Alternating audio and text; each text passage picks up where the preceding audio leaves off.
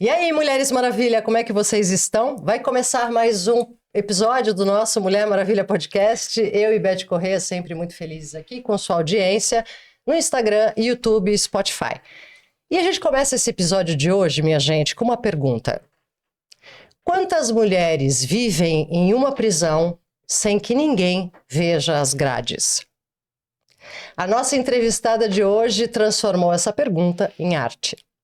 Atriz, bailarina, locutora, produtora cultural, a multiartista Chica Portugal construiu sua trajetória no cinema, nos palcos e na televisão. Mas tem uma dimensão dela que nos interessa muito aqui.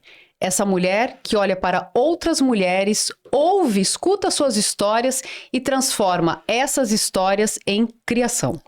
É isso aí. E o carro-chefe do trabalho da Chica é o solo Cartas da Prisão, nascido de uma pesquisa sobre relacionamentos abusivos e ampliado a partir da escuta de milhares de mulheres de diferentes regiões do Brasil. E é daqui que a gente começa esse episódio. Chica Portugal, seja muito bem-vinda. Muito bem-vinda, minha querida. Muito obrigada, é um prazer estar aqui. Fico muito feliz que tenha dado certo, de a gente estar juntas. São mulheres que eu admiro, pessoas que eu tenho profundo a parceria, né? Tudo que vocês já desenvolveram, e isso para mim assim, é muito importante estar aqui. Totalmente e todo o trabalho, né? que vocês desenvolvem realmente trazendo esse conteúdo. Então, muito obrigada, fico feliz. Nós que agradecemos e é totalmente recíproco. Antes de falar da atriz, da locutora e dessa artista múltipla, a gente quer voltar lá na infância e saber lá do começo, porque ela contou pra gente que ela fazia apresentação para as bonecas. Nós queremos entender o que essa menina naquela época já queria contar, falar pro mundo antes mesmo de ter noção ainda de que seria uma artista. Nossa, gente, essa pergunta é muito maravilhosa. Olha, a criança, ela trabalha sem saber que está trabalhando com a criação, né? E eu acho que isso é um lugar que eu não sabia que depois aquela brincadeira viraria meu ofício, né? E acho que a expressão que as crianças hoje, em tantas histórias que a gente vivencia, né? E a arte, ela de repente, ela pode auxiliar nisso. A criança, ela faz nisso naturalmente. Então, eu lembro que daquela circunstância ali, quando pequena, eu era sua primeira neta, primeira filha, então assim, não tinha criança muito para brincar, né? Então eram as bonecas que representavam ali no meu mundo invisível. Então não era só boneca, era vassoura, fazia toda uma plateia. Que ótimo. Verdade. E ali eu inventava histórias, e isso eu acho que fazia parte de um imaginário. E o que eu percebo também é que, desde então, essa questão da criação, eu, como prima mais velha, eu trabalhava muito com... Eu falo trabalho, porque virou trabalho, né, gente? Mas eu pegava as festas dos meus primos, Natal, essas coisas, e eu me fantasiava pititica pra animar a festa da família. Por sua conta e risco. Por minha conta e risco, era isso. Super submersa no lúdico, Gente, né? era muito coisa louco, maravilhosa. Então, assim, é uma coisa que eu não sabia. E eu tive uma professora... Então, assim, ia ter seminário de escola, essas coisas, e eu, em vez de fazer seminário, escrevia. Então, com 10 anos, escrevia peça de teatro. Eu estudei em escola pública. Então, assim, uma professora, na época, ainda falou, nossa, você fala pra tua mãe te levar no Célia Helena. Nossa, Célia Helena. Eu vi Célia Helena. Você vem? Mas veja, Beth, eu morava na periferia, né, Beth? Então, era uma outra... Célia Helena, vou falar pra tua mãe. De repente, E ali foi uma coisa que me acendeu. Então, assim, eu percebi que isso, de fato, veio a arte pra mim, de uma professora de português que falou, você tem potencial, fale com a sua mãe, né? Conta desse momento pra gente em que você percebeu que essa brincadeira toda iria se transformar no caminho da tua vida profissional. Eu não me imagino, Roberta, assim, não tem um momento, porque parece que não houve dentro do meu processo de experiência, de vida, outros trabalhos, assim. Claro, fui estagiária da Caixa Econômica quando eu fazia mercadologia no colégio, sabe? Que eu fiz colégio técnico. Mas o teatro, comecei meu primeiro curso de teatro, eu tinha 12 anos de idade, no César Carvalho. Depois eu entrei para a escola de teatro profissional aos 15 anos. E até lá, antes disso, eu já me metia no teatro. Então era algo realmente para mim que fazia sentido. Eu não tive assim, nossa, eu vou ser artista. Que era parte da vida, né? Fazia parte da vida. Então, quando eu converso hoje até com a minha mãe, ela fala assim, mas desde pequena você tem isso, né? Meu primeiro teste de novela eu tinha 6 anos, que foi no SBT. que era o grande pai. Uhum. E eu fiz um teste aos 6 anos, 6 para 7 anos. E eu falei, mãe, ela falou, levei você lá, e aí... Só que tudo que você era extrovertida, chegou na câmera e eu fiquei assim. Aí ela falou, parecia aquelas mães que ficavam levando a criança.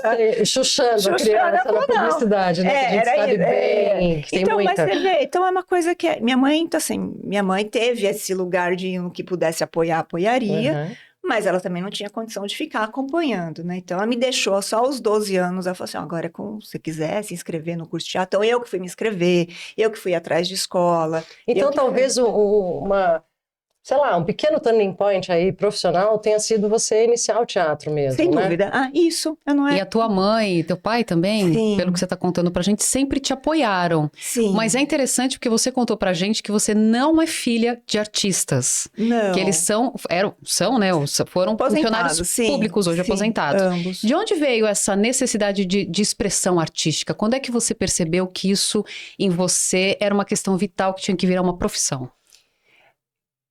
É uma pergunta assim, quando que o artista se vê artista? Eu acho que vocês como artistas, a gente fala, simplesmente eu não tenho assim... Acontece, né? Acontece, eu não tenho um momento assim, nossa, foi ali que eu falei, eu vou ser artista. Não, porque a arte para mim é uma coisa que dentro de casa a gente ouvia boa música, a gente tinha isso. Então, apesar dos meus pais não serem...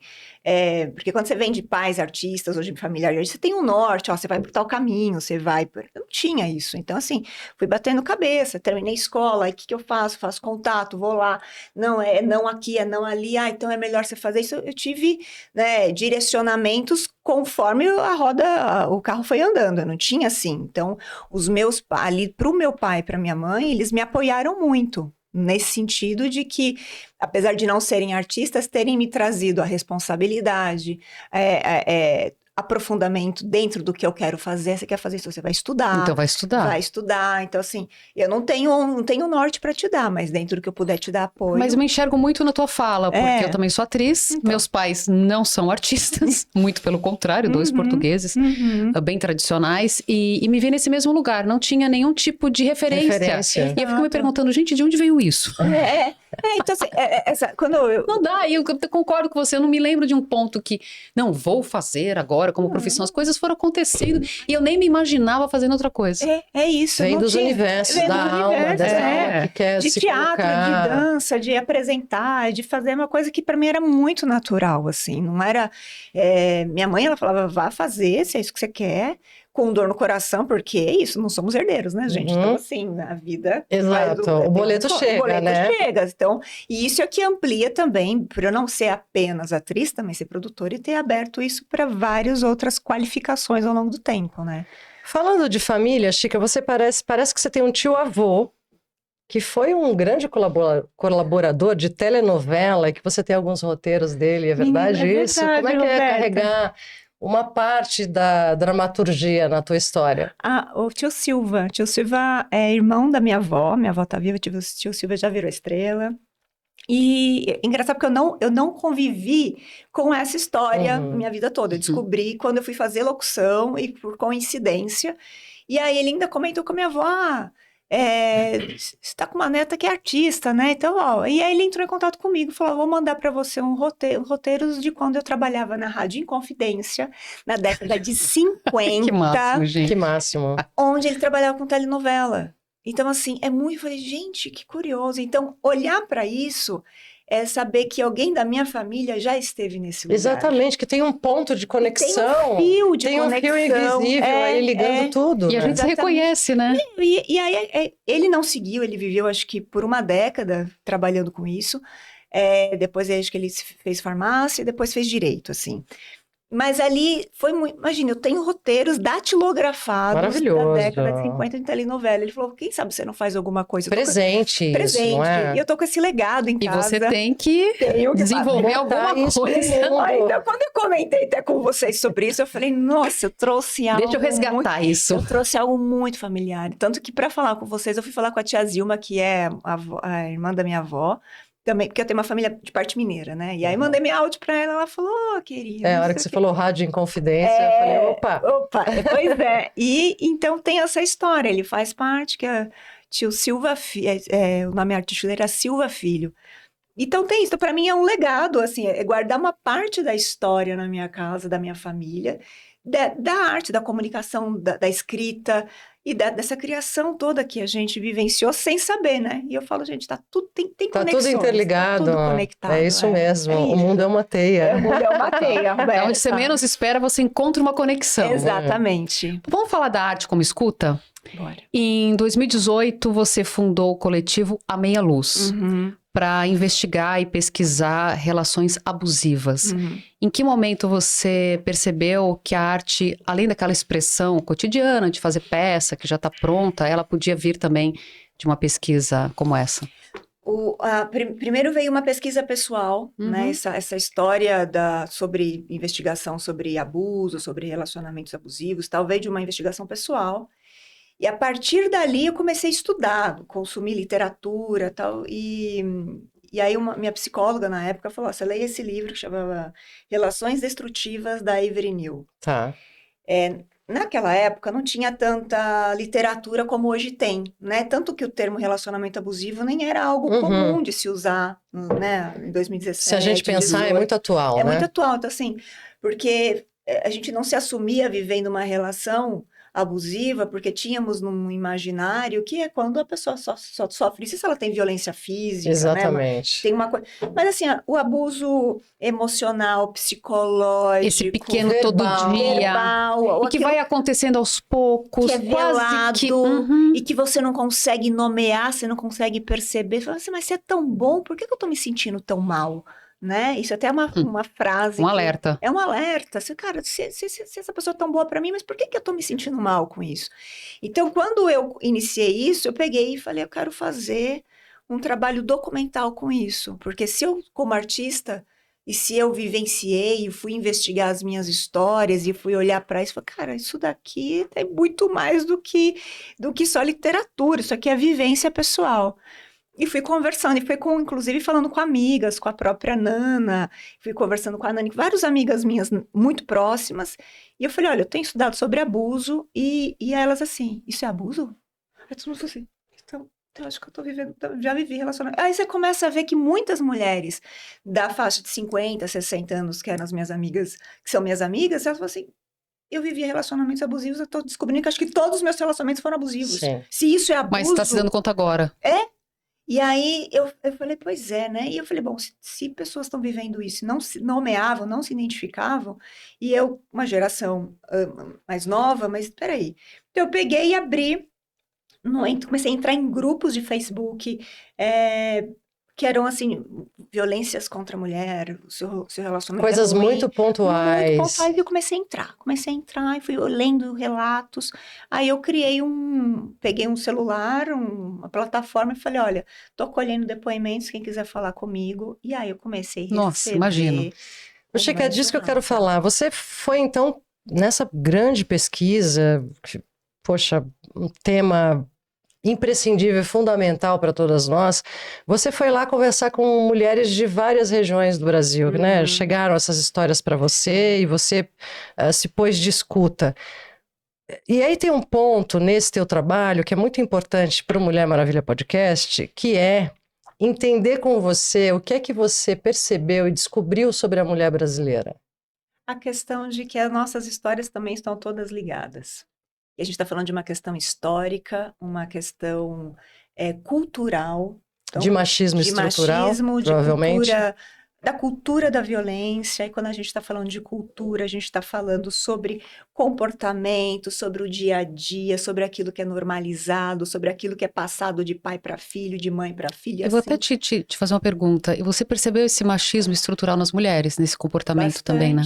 Muito, porque é construído, né? A gente, da mesma forma que os homens precisam desconstruir o machismo, nós, como mulheres, também. A gente também precisa desconstruir. Porque é isso que temos que ficar atentas o tempo todo, que a gente está repetindo padrões culturais inteiro, e não percebe. Às vezes com os nossos filhos, sobrinhos, que seja, a gente está repetindo, não pode fazer isso. Isso aí é mulherzinha, isso aí se você fizer... Não, isso não é coisa de...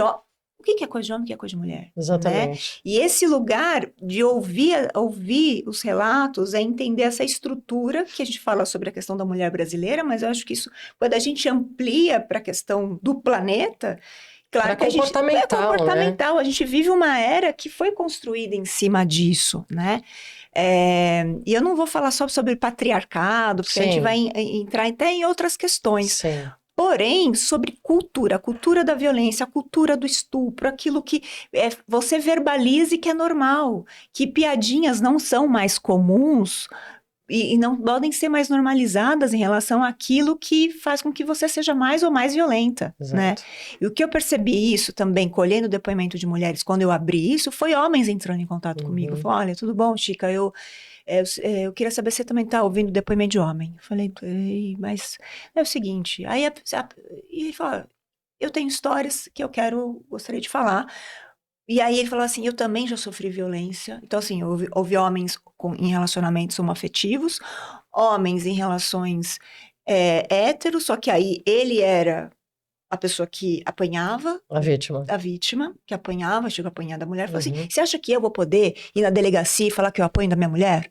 Você acha que eu vou poder falar para os meus amigos que eu apanho da minha mulher? Eu já tenho que me matar, porque eu não tenho com quem falar sobre isso. Eu vou ser motivo de chacota, porque o certo seria o contrário. Eu falei, o certo seria o contrário? O certo seria o contrário. Olha isso. Que loucura. Que loucura. Né? Olha a frase. É claro que a pessoa falou isso num lugar de defesa. Eu falei, olha, o certo também não é isso, mas...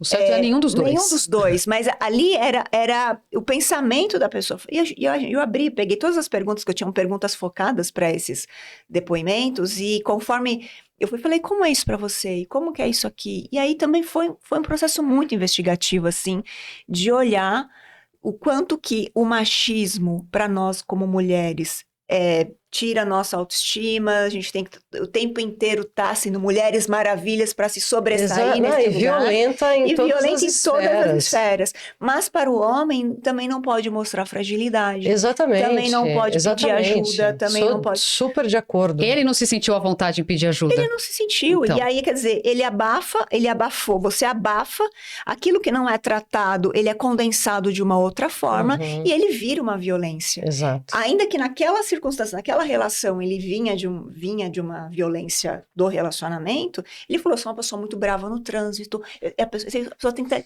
O escape, né? Quais são as tuas válvulas de escape? O escape. E o preconceito, você já pensou em fazer psicologia, fazer terapia, né? Psicólogo, como é que é isso pra você? Não é...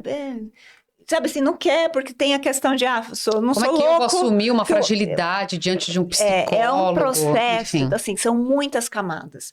Então, para mim, como artista, escutar, claro que o projeto acabou indo nesse lugar mais... olhando para o ponto de vista da mulher, mas de forma alguma descartar também essa questão do homem, porque a gente precisa conversar Claro que não, até porque os nossos entornos... A gente vive com eles, a gente adora eles, não é? Então, acho que se a gente quer minimamente reeducar, como trouxe o nosso querido Sérgio, professor, que faz um trabalho belíssimo, inclusive, de reeducação. O Sérgio Barbosa? Você tem entrevistado, ele é um querido. Adoro. Sim, ele trabalhou, a gente trouxe ele para o Cartas. Os grupos reflexivos, né? Os grupos reflexivos sobre masculinidade, a gente trouxe ele para o Cartas, ele já fez palestra não, assim, bate-papo juntos e tal, ele é ótimo. A gente tem que olhar por todas essas frentes, né, que vocês estão comentando, que a Roberta trouxe sobre o homem, mas também sobre as mulheres que também repetem comportamentos, quer dizer, é toda uma gama de fatores que a gente tem que tá com um olhar muito cuidadoso, né? A gente precisa eu acho que a gente precisa demitir em massa, coletivamente, o grande algoz que é o juiz de tudo e de todos. Nossa. Que eu não sei, eu fico tentando imaginar essa figura que a sociedade nos coloca ali sentado à frente, na cadeira principal da mesa, dizendo o que está certo, o que está errado, o que pode e o que não pode. E é muito binário, né? Isso é sobre qual prisma? É sobre qual a tua experiência? Sobre o olhar de quem? Sobre o olhar de quem? E a gente hoje não pode falar... Hoje a gente... Enfim, a gente está em processos de grandes transições, as transições, elas vêm com radicalismos, a gente sabe que isso faz parte de questões históricas, de extremismo e tal, isso é uma questão, é uma transição, e só que primeiro para você chegar no meio, você vai para o extremo, para depois pra achar o caminho do meio. o caminho do meio. E a gente está vivendo isso, e é muito cansativo, porque você perde o diálogo, a gente perde escuta, né? a escuta e o diálogo, porque a escuta é aquilo o que você tem para me dizer, o que eu posso usar, o que eu posso transformar a partir da tua fala, contribuir, a gente pode E a gente somar, né? E aquilo também não, isso para mim continua não fazendo sentido, mas tudo bem. E todas essas histórias que você ouviu na tua pesquisa, de todas essas mulheres, nós sabemos que a violência muda de endereço, todas as relações tóxicas, abusivas, com os vários tipos de abuso, como a gente acabou de falar, não só o físico, elas mudam de endereço, mas tem algo de semelhante entre elas. Alguma história em especial te atravessou especificamente de uma maneira de essa história eu tenho que levar para o palco? Ou foi um conjunto de histórias? Foi um conjunto de histórias, mas é incrível como parece que tem uma cartilha, né? Porque quando você ouve uma história de uma mulher que viveu um abuso, e você vai escutar outra, e você vai escutar outra, e você vai escutar outra, e fala, nossa, gente, é a mesma? É a mesma pessoa que fez isso com você, porque parece um passo a passo, parece um passo a passo, né? E isso é terrível. Então, o que a gente pega, por exemplo, no próprio Cartas, é trazer pequenos pontos que você, como plateia, se sente identificada. Eu, como atriz, pesquisadora, me identifico. A autora, que é a Nana de Castro, se identifica. O Bruno Cotti, que é o diretor, também tem as suas identificações no seu lugar de fala. E assim a gente vai olhando cada um nesse...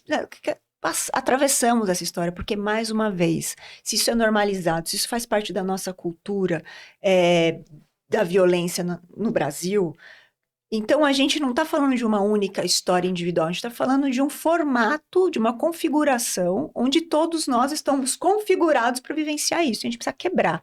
É isso que vai quebrar isso. Para exemplificar isso, Naná, olha, já tô falando aqui na Nana, entende? Ela esteve aqui conosco. Gente, eu já tô, na verdade, já estou materializando o que eu quero compartilhar com vocês. A querida Nana de Castro é uma autora belíssima e é o trabalho que eu quero chamar agora para que vocês conheçam, que, na minha opinião, é poderosíssimo, Chica, que é o Cartas da Prisão, não é? Então, esse próprio título, ele já provoca quem está ali, Cartas da Prisão. Quando você fala em prisão aqui, especificamente, pontualmente nesse teu solo, que foi para o teatro, que é o Cartas da Prisão, que tipo de prisão é essa? Não é a prisão física, né? A gente está falando sobre... Porque a personagem, ela se relaciona com um homem em cárcere.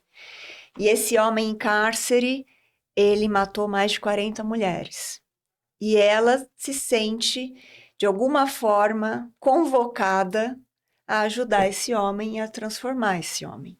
Então, ela começa a trocar correspondências amorosas com esse homem. Com esse assassino. Com esse assassino, com esse feminicida.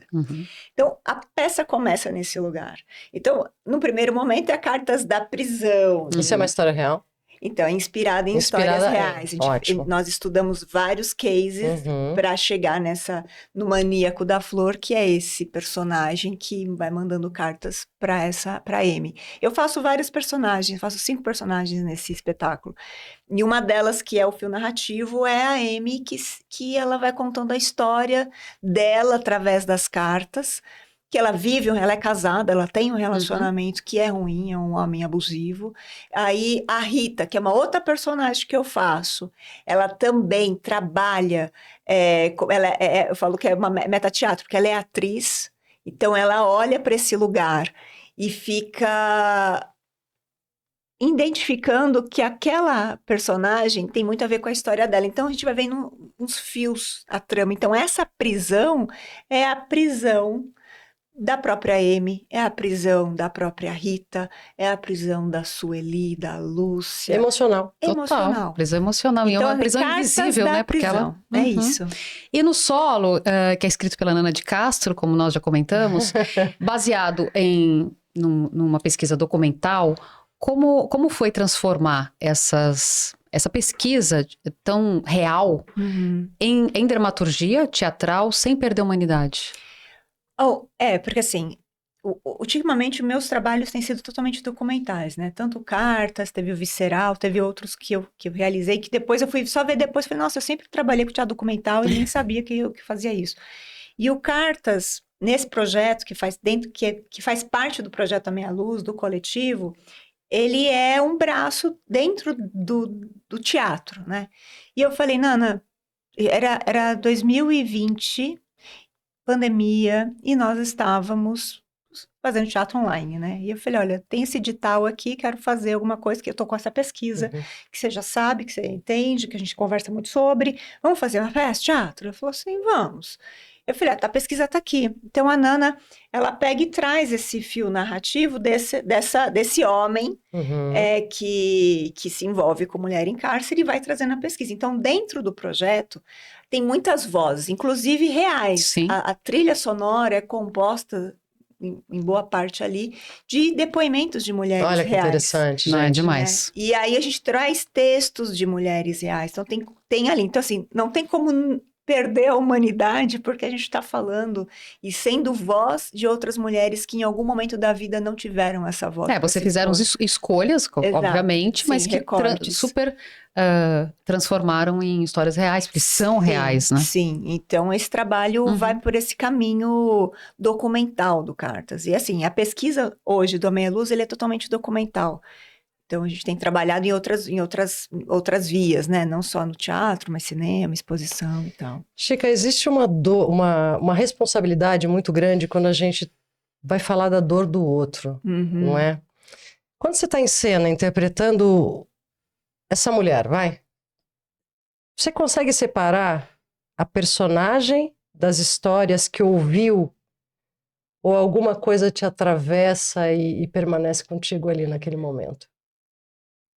Me atravessa e permanece naquele momento. Depois eu tenho que fazer um trabalho como todo ator em trabalhos tão profundos assim, de falar, ok, se não, você leva para casa, né? Mas me atravessa. Então é muito doido, porque tem situações que eu tô falando ali, a personagem tá comunicando, e às vezes vem uma amiga.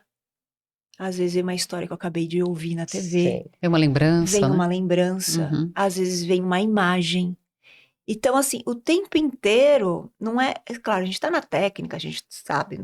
Fora isso, quais são os elementos? Não estou falando de gênero, de personagem, estou falando quais são os elementos que a gente traz um recheio, né, para isso.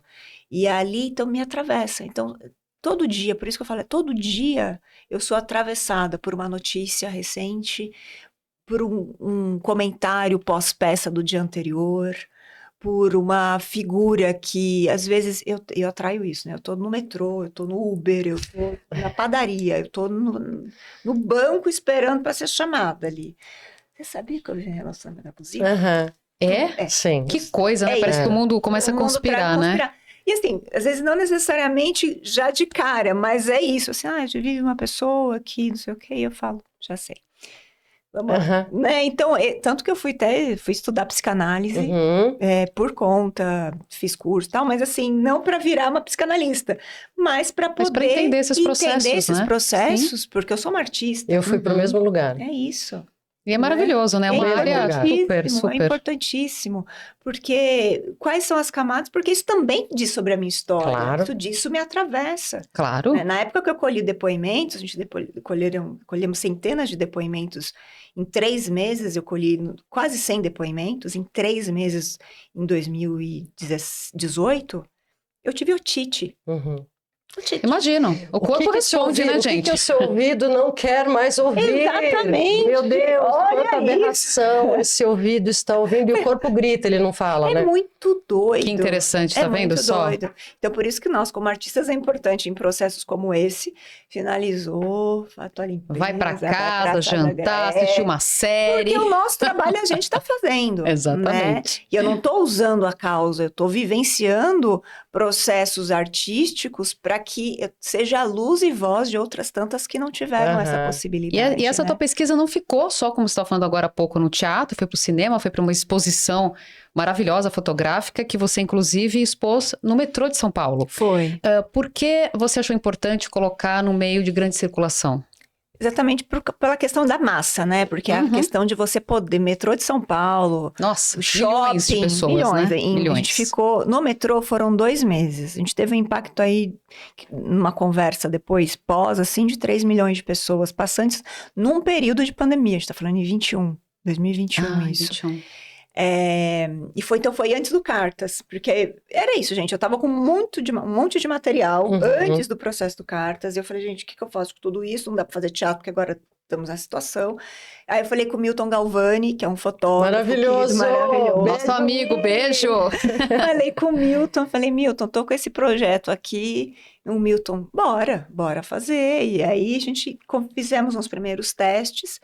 Isso em 2019, fizemos uns primeiros testes, funcionou, falei, pô, vamos ajustar. Aí em 2020 eu fiz um projeto mesmo e tentei oferecer, isso no início de 2020, eu ofereci para o metrô, para shopping, um monte de lugar. Falei, tô com esse projeto assim. Só que aí se interessaram, mas só para 21. Aí em 21 foi muito doido, porque foi o metrô me ligando, o shopping me ligando e falou assim, a gente quer essa exposição. Então a gente ficou em cartaz no metrô de São Paulo por 2 meses e no Complexo Tatuapé por 6 meses. Foi, Muito, assim, muito uma impactante, galeria. né? E a exposição, são mulheres, atrizes, na época que são do coletivo, fotografadas com imagens nos corpos, com estatística, com frases que a gente ouve dentro de relacionamentos abusivos. E em cada totem tinha um QR Code. Aí ali a pessoa batia e levava você para um mini curta com os depoimentos dessas mulheres que eu colhi. Só que aí, para eu não expor a voz dessas mulheres, porque a gente sabe que, de repente, o abusador pode escutar. Vai ouvir, passa por lá. Então, a gente colocou em voz de locutoras. Ótimo. Então, foi um projeto muito grande, assim. Então, a gente falou, esse depoimento é assim, preciso que você reproduza para mim. Então, a gente tem isso. Então, a pessoa vai lá, bate o QR Code, aí vai para um mini doc. E mini doc, assim, eram vídeos documentais de 30 segundos, 40 segundos. Então, cada obra tinha isso. E no meio disso, a gente fez um curta chamado Mão. E esse foi feito remotamente. Era um texto da Heloísa Helena, que é atriz, também dramaturga, diretora. A Elo falou, olha, Chico, eu tenho esse texto aqui, veja, achei que tem a ver com você. Quando eu li, eu falei, nossa, tem muito a ver comigo. Ela, veja se você quer fazer alguma coisa. Eu falei, posso fazer um curta? O que você quiser. Aí eu adaptei para o roteiro e fiz remotamente, eu e o Milton gravando da casa dele, eu gravando da minha, a gente fez Olha só. E esse filme está disponibilizado também no YouTube, no Instagram. Qual o nome? Repete pra gente. Mão. E é forte, é muito forte. E aí a gente, na época que ainda era pandemia, eu acabei entrando em contato com alguns espaços que faziam, e ficavam em cartaz online. Eu falei, eu tô com esse, que nem chamava de curta, né? Eu falei, eu tô com essa obra aqui, e aí a gente ficou em cartaz com essa obra e ficava reproduzindo. Então as pessoas queriam assistir e tal, ia lá e assistia. Que maravilha. Então a gente fez isso, e aí eu usei também esse link, e esse link também tá na exposição. Então, o objetivo é isso, é poder trazer isso para o maior número de pessoas, né? E uma exposição fotográfica ali. Claro. E a gente vai voltar, a Chica vai voltar com essa exposição, Chica e Milton. Em breve, numa nova edição. Aqui também, em parceria com Mulher Maravilha. Vocês aguardem que isso vai voltar, ok? Chica, quando uma mulher olha para a fotografia, assiste ao curta ou Cartas da Prisão, o que você espera que essa mulher sinta? Que ela consiga olhar dentro dela e identificar se tiver algo que é parecido com o que ela está vendo e encerrar. Que tem essa dificuldade, né? Muitas mulheres estão numa relação abusiva por muito tempo. E como tem aquele amor envolvido, como é difícil enxergar, né? Uma codependência emocional, como é difícil. Porque, onde como sair desse lugar, né? Essa é a tua intenção, né? Que a pessoa desperte, né? Onde há poder, de manipulação, não tem amor, coisa, né? Manipulação, né? Manipulação. Então, se a gente vê uma relação que é baseada em poder, é tudo menos amor. O contrário do amor não é o ódio, é poder. Controle. Você sabe que eu vou contar em primeiríssima mão aqui para você. Uau! Porque, que honra. Né? A minha companheira, irmã, parceira aqui de jornada de bancada já sabe um pouco, mas eu vou trazer em primeira mão, inclusive para quem nos acompanha, que gosta de saber as nossas histórias, e aí já fica um meio convite. Em dezembro desse ano eu vou lançar um capítulo, eu sou coautora de um livro bem importante, com 40 mulheres do Brasil inteiro, Que legal, Roberto. cada uma trazendo o seu capítulo. E quando você me fala sobre poder, relações e etc., eu resolvi dar palavras a uma parte da minha história. Então, vem aí. Em breve. Vem aí, o livro se chama Código da Mulher Posicionada. Aham. São 40 histórias das mais diversos temas, Uhum. de mulheres de várias regiões do Brasil. Uhum. Eu fui uma das eleitas aí para colocar minha voz. Uhum. E será surpreendente, eu tenho Eu tô certeza. curiosíssima. Não, mas eu também estou, porque... Você não sabe? Não. Ai, Roberta. É, vamos lá. Mas a gente já falou de poder, tem um gatilho aqui que já Opa! começa. O nome é incrível já, potente, Adoro, né? Potente. Exatamente. Que Qual é forte. esse código, né? Qual? Quais são esse kit de códigos? É isso. Que fio nós encontramos coletivamente para nos posicionar com Sim. relação a tudo? A tudo. né? E como que a gente pode transformar? Então, assim, se você, como comunicadora, atriz, bailarina, que seja, Uhum. comunicadora, produtora, eu falo assim, eu posso produzir fora de algo que não me instiga, mas quando tem algo que me instiga e eu posso transformar, e como artista, fala, cara, o que você quer? Eu falo, tô longe de mim salvar qualquer pessoa, mas no Mas que eu ganha uma puder potência, né? compartilhar, Inspirar. inspirar de falar, cara, se ela pôde, eu também É posso. Porque exatamente esse lugar. eu falo assim, cara, essa história partiu de mim. Então, se essa história partiu de mim, e hoje eu tô nesse lugar, então você também pode. Traz um propósito, Traz né? um propósito. E isso para mim fez toda a diferença. Assim, Sim. então, o que você espera? Eu espero que realmente as mulheres possam olhar e falar, cara, tem saída. Tem saída, tem solução, e a gente está aqui, você não está sozinha, Não está não é? sozinha.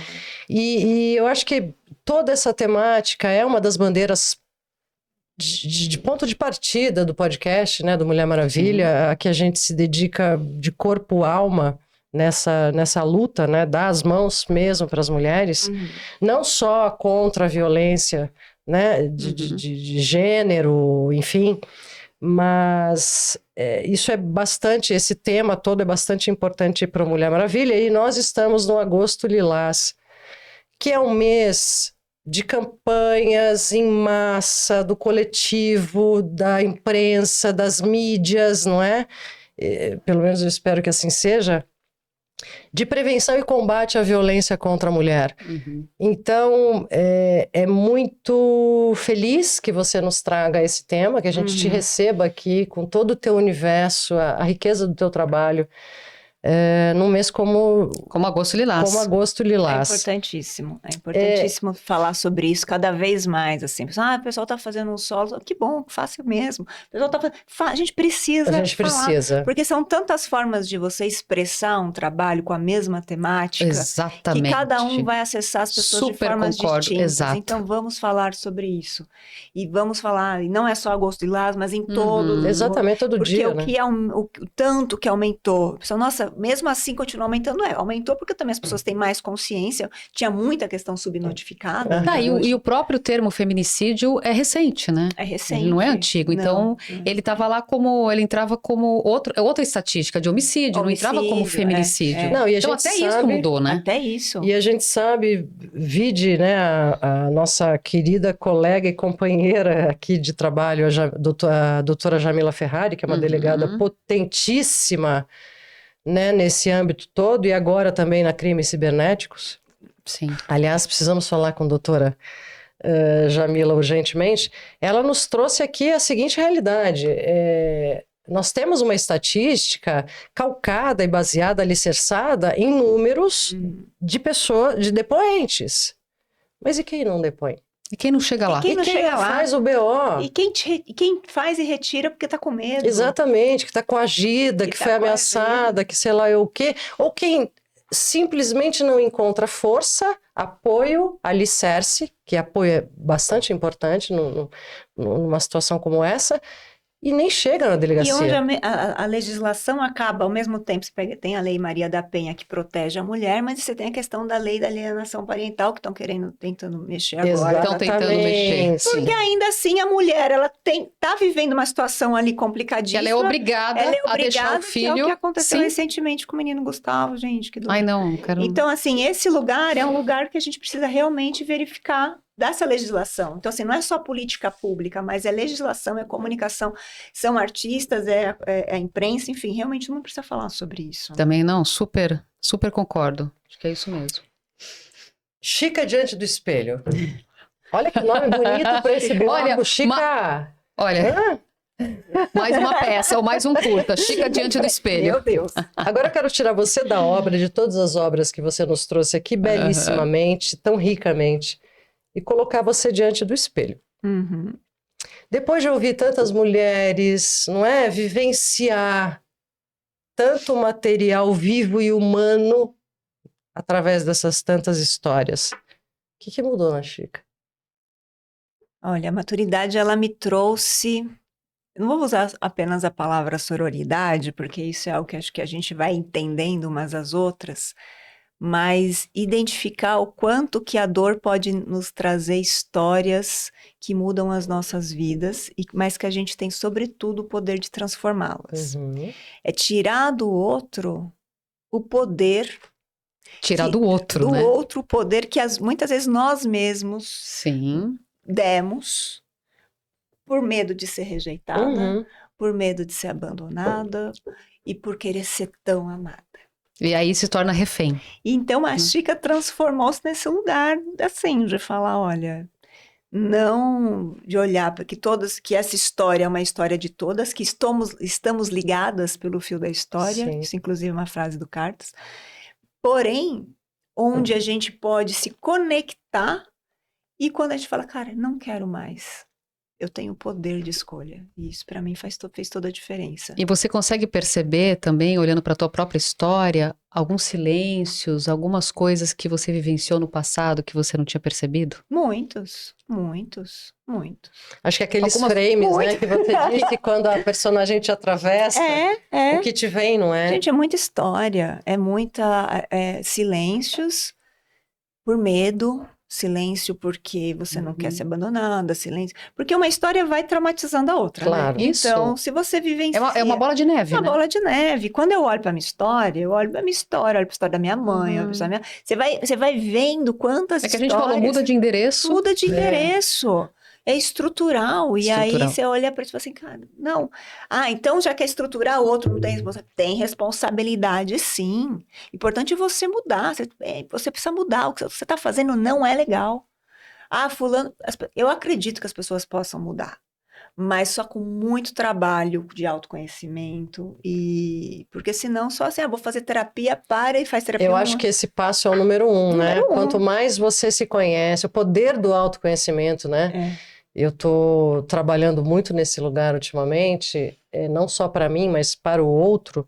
E quanto mais você se conhece, mais você se apropria. Uhum. Não E é? muda o seu próprio... Assim, as tuas referências não precisam ser o teu destino. Exato. Porque Nossa, as- perfeito. Que frase ótima. Porque às vezes a sua referência, ela foi para um caminho que não foi muito bom, mas é ok, uma referência interessante, mas não vai ser o seu Te destino. agradeço, siga Te feliz agradeço, e agora eu tenho o meu eu vou lugar. seguir o meu lugar. Exato. Mas acho que o primeiro lugar é trazer para consciência. É a gente se olhar e trazer para consciência. E no segundo momento, começar a evitar que aquilo aconteça. Né?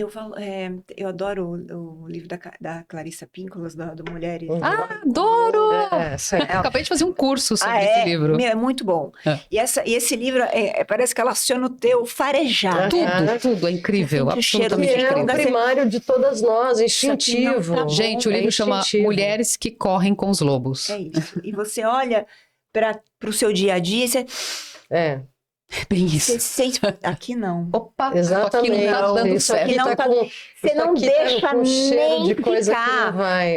E mudanças de padrões, porque se a gente repetir uma relação entre outras, e assim foi, saiu de uma, depois viveu uma história com outra pessoa desse jeito, é porque a gente está num padrão muito repetitivo. Exato. E como sair E na desse espiral lugar? disso, Na não é? espiral, Exato. como sair disso? E sair disso é autoconhecimento. E aí eu falo sempre isso é que eu abro sempre debate no Cartas, que é como viver uma relação saudável depois de ter vivido um relacionamento abusivo. Aham. Esse depois é o maior desafio de uma Sim. mulher, de um homem que se Exato. é o maior desafio. Porque você tá armada. E o Tá cérebro, com a o faca no cérebro, dente, né? Você já sabemos, vem, né? Você já vem. fuga, o ataque, ele vai estar ali o tempo inteiro com o piscante, alerta Por isso que o piscante acionado. abusado, ele acaba pegando sintomas do abusivo e atacar, porque é forma de Claro. identificação. Você foi abusiva também. Fui porque Porque a coisa vai, né? quando você vê, você tá naquele Naquele bolo, naquele novelo que vocês lindamente usam na peça, né? Aquele novelo, O aquele novelo que fio vai que vai enrolando conectando, enfim. Então é isso. Então, assim, isso é uma temática que aí eu quero também trabalhar mais profundamente. Vamos falar da artista Mulher e o Tempo? Construiu uma trajetória incrível na dança, como locutora, como atriz, no teatro, na televisão, no cinema, várias frentes. Agora, aqui entre nós e para todos, Aqui entre nós e só todo mundo, pessoal, no mundo. é só a gente e todo mundo. Tem algum lugar desse, como artista, que te traz mais gratificação? O teatro é um lugar que te traz, porque é direto, né, com o público, é direto. Você sabe se está funcionando, se a troca está ocorrendo ali, realmente a gratificação ela é imediata, o contrário também, né? Concordo Muitas plenamente. vezes. Então, o teatro, sem dúvida, tem esse caminho. Eu acho que o teatro, ele te traz um lugar que, assim, não tem máscara, não tem como você mentir, não tem como você enganar. É você e aquela obra e o público. Eu acho acabou. uma maravilha. Acabou. Cara, é muito Eu forte. sou Não essa tem, não tem pessoa. como editar. Não tem como Eu editar. acho uma maravilha. Eu acho que como artista eu tenho... Você assim, fica nua, né? é No palco você tá nua. Tá nua, Você você tá ali exposta. E acho que Exatamente. tanto que uma coisa do Cartas, que foi uma situação que eu tive com a Nana, que ela falou, a personagem, a gente trabalha com metateatro. Então, a personagem é uma atriz que trabalha com relacionamento abusivo. Eu falei, ô Nana, essa sou eu, né? Não dá pra descolar, não dá pra descolar. Bota aquela jornalista, aquela sabe, uma advogada. Ela falou, não, eu quero que ela cole em você. Eu falei, Cole você. E fiz assim, Bem a cara da Nana, né? eu fiquei assim, falei, mas meu Deus, por que que eu fiquei morrendo? Muita gente assiste o espetáculo, e amigos, inclusive, assim, falam assim, não sabia que você tinha passado por tudo isso. Só que é a Gente, Rita, olha. né? Aham. Eu falo assim, mas não, né? Mas não é. Né? E aí até explicar. Fantástico, gente. Porque isso foi uma proposta da Nana e que o Bruno fez o diretor fez também, me dirigiu nesse Maestria, caminho com sim. maestria de no sutil, ele falou, tira o teatrês, vamos fazer teatro documental. É quase realmente, é quase cinema, você vê a peça, tem muita coisa ali que é cinema nesse sentido do parar e falar, é o trabalho de ator. E isso para mim foi realmente algo que me moveu, porque eu não sabia exatamente, eu falava, gente, como que as pessoas vão encarar e vão achar que eu vivi isso e a minha mãe tá viva, e a minha mãe mesmo tá viva, e meu pai vai se confundir achando que é, então assim, falei, deixa, eu não vim aqui pro mundo eu vim pra confundir. Deixa, é pra confundir mesmo, é pra deixar a É pessoa isso, pensando, deixa a pessoa refletindo, vai pra casa. Vai pra casa, e Leva é pra isso, casa. exato, então foi Essa é a nesse nossa caminho. função, mandar todo mundo levar pra casa e refletir. Vamos falar Mulher Maravilha, bloco Mulher Maravilha. Aqui, a gente sempre conversa sobre essa fantasia de que nós, mulheres, temos que ser a Mulher Maravilha. Quando é que foi que você entendeu que a gente não tem que dar conta de tudo? Quando eu descobri que eu não salvo ninguém, nem a mim mesma. A mim eu posso tentar fazer o máximo possível por mim, mas entender que a gente não tem garantia de absolutamente nada é uma liberdade que te faz... Devastadora. Devastadora. Eu acho, transformadora grau máximo. Porque te tira qualquer grau que você achava que tinha de segurança em relação a teu relacionamento, em relação à tua família, em relação Sim. à filha, se não tem nada, a sensação desse efêmero ao mesmo tempo te faz estar presente e fazer o seu melhor naquele momento e não esperando. Então, assim, eu não salvo ninguém.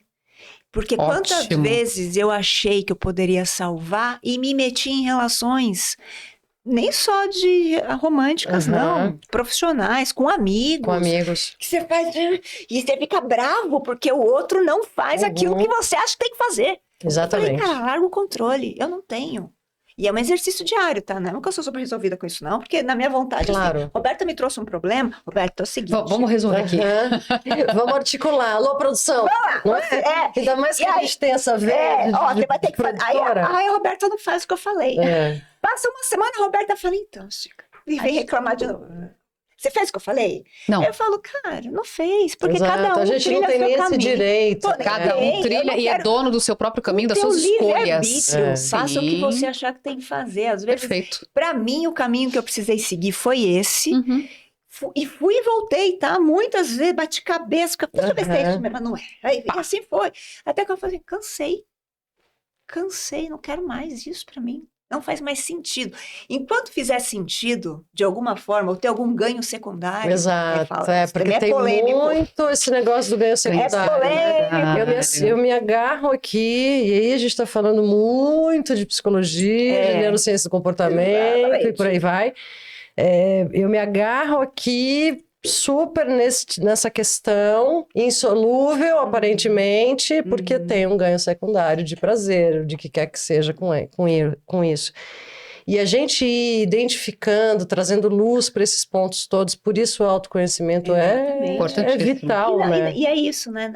O tema, né? O nome do programa, que é Mulher Maravilha, e a gente tem várias possibilidades de leitura sobre isso, que é lindo. Mas eu falo muito sobre a questão da mulher heroína. Acho que ela pode salvar todo mundo. Exatamente. Por que ela vai ficar naquele relacionamento ruim? Porque ela acha que ela pode salvar o outro. Transformar o outro. Eu vou melhorar, eu vou resolver. A própria coisa dela escrever pro assassino. Exato. No teu monólogo. O fato dela achar que ela pode mudar o outro, ou que o outro foi assim porque ele não foi amado, que ele sofreu na infância. E eu que vou resolver. E é que eu vou amar. Sim, claro. Comigo vai ser diferente. É um poder que essa mulher precisa se apropriar, mas para ser validada ainda assim a partir do olhar do outro. Exatamente. Ela não se autovalida. É uma loucura. É uma loucura. Então, assim, esse lugar que a gente tá. Então, assim, não sou mulher heroína. Exato. Não quero ser, não quero te salvar. Se quiser fazer, beijo. Beijo. Tô por cá. Tô por aqui se você precisar, mas eu não vou mudar. Você sabe que esse nome, quando eu trouxe esse projeto e falei, vou transformar isso num programa de televisão, que eu tinha escrito, e, enfim, para conversar com mulheres e nos formatos de um programa de televisão, e aí transformei isso num podcast, convidei minha querida amada Beth Corrêa, que aceitou, uma delícia, estamos aqui há 1 ano e meio, não é mesmo? Maravilhosa.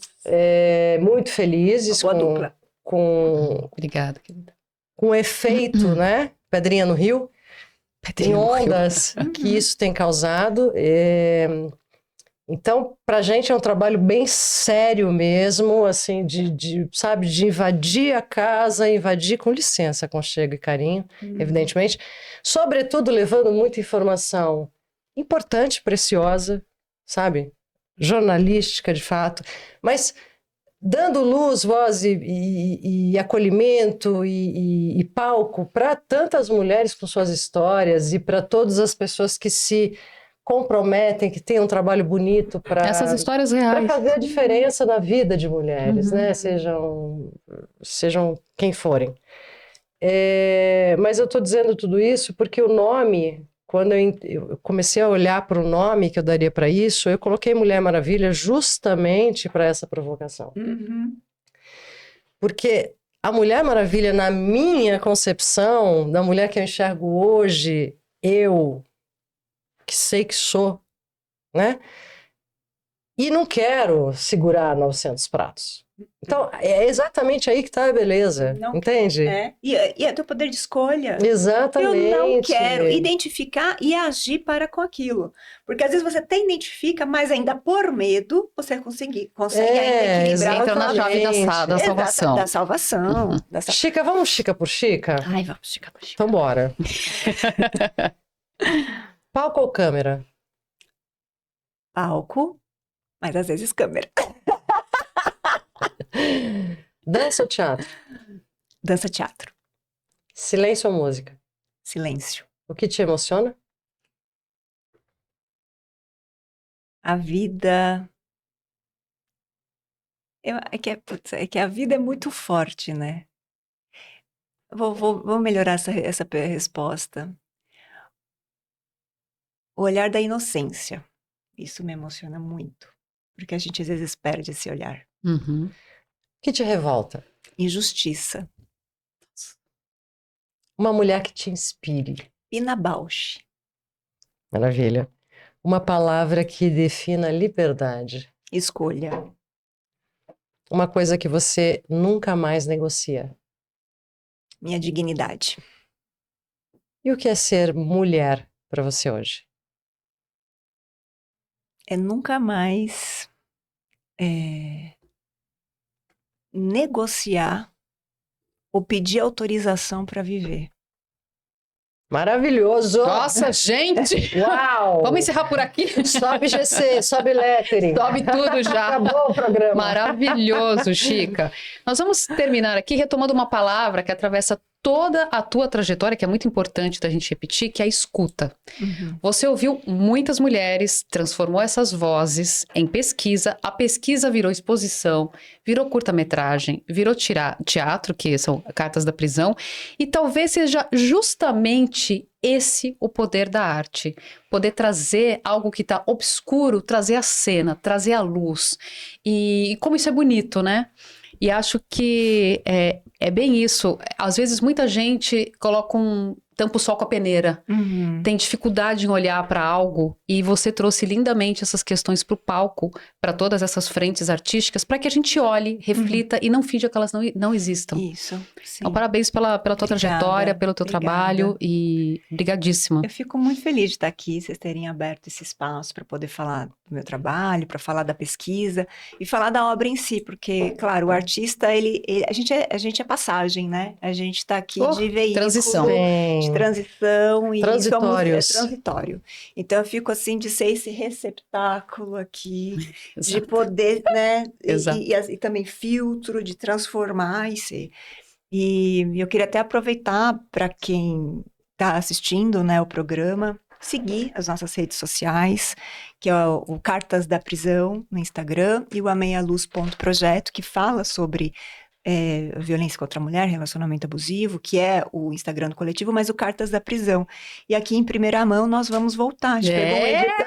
Vamos voltar. Vocês E nós fiquem vamos bem divulgar. atentas, que a gente vai divulgar como, quando, onde, por quê. Quer dizer, porque vocês já sabem. Nós vamos voltar com esse trabalho A belíssimo. gente volta. É importantíssimo. Em breve. A gente vai fazer já tem uma previsão agora no segundo semestre de voltar tanto com uma temporada e também uma circulação. E aí talvez isso se estenda também já para 2027. Então, estou bem feliz também de poder estar aqui nesse Nós dia e poder estamos muito falar. felizes também, Falar, porque é isso. importantíssimo esse teu trabalho, que Eu ele seja quero- muito disseminado. Ai, que bom. Prazerzão Eu quero- imenso de ter Prazer, você aí com a gente. Obrigada. Muito maravilhoso. Que A gente tua demorou, mas arte- conseguiu trazê-la. Que a tua arte continue inspirando, atravessando, conectando, chegando em milhares de mulheres por aí, porque teu trabalho é belíssimo. Muito obrigada. Não é Roberta. simplesmente o trabalho para a vaidade, para o próprio umbigo, é um trabalho que certamente em ondas, como a pedrinha no rio, Uhum. Vocês. transforma e ajuda a apoiar e a chegar em mais e mais mulheres. A gente está no mês Agosto Lilás, mês este de prevenção e combate à violência contra a mulher. Então, se você se sentiu tocada ou se viu em qualquer uma dessas histórias que aqui foram contadas hoje, não se cale. Seja por você, seja por alguém que você conhece, seja por uma história que você ouviu. As denúncias são anônimas, você não precisa se expor, mas denuncie, porque a tua palavra pode ajudar a salvar uma outra vida. O número é 180. 180, gente. E a gente vai ficando por aqui, com a certeza de que esse podcast foi bastante rico para você. Assim a gente espera. Fiquem bem, fiquem com Deus e compartilhem esse conteúdo com muitas pessoas para que a nossa voz e as vozes dos nossos aqui, que também trabalham para vocês e por vocês, possam alcançar o mundo. Muito obrigada. Um Obrigada, beijo, até a gente. próxima. Tchau, tchau. Tchau, tchau.